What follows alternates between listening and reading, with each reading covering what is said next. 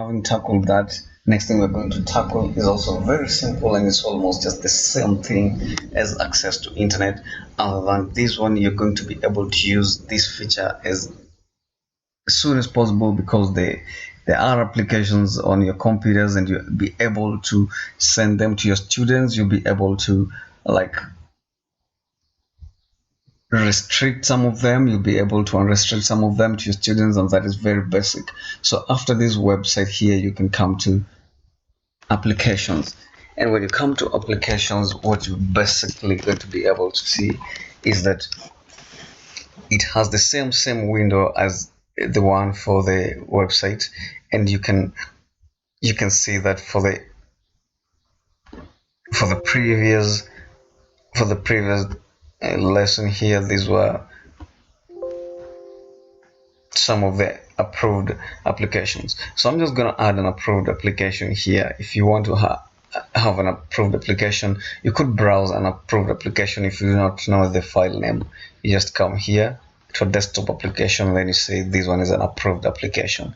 So I'll say that we have approved this application and we'll be able to use Notepad to our students. Our students will be able to use Notepad. So the next thing that you're going to do is you're going to be able to send this application to your students so that your students can be in a position to begin using this application. So you just right click here, and after you have right clicked, you'll be able to send to student this application.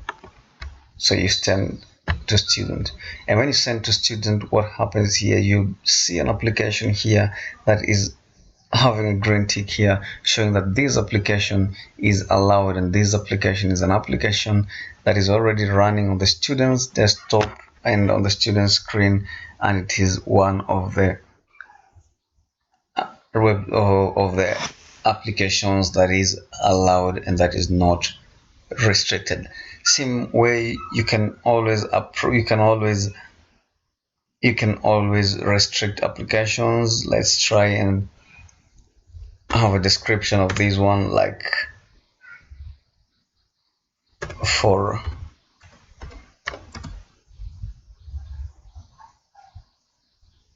typing. Let's just for typing, for lack of a better word, let's just say for typing or something like that.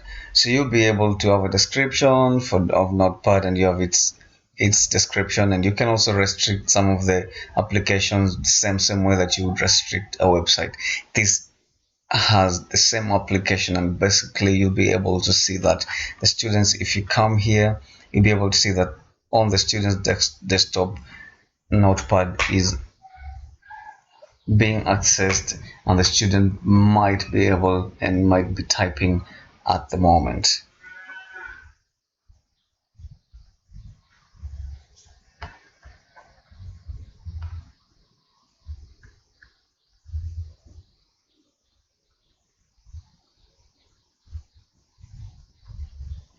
And in the same way, it's very important to note that your student can also have unrestricted use of applications as a reward. You could come here to applications just the same way you came to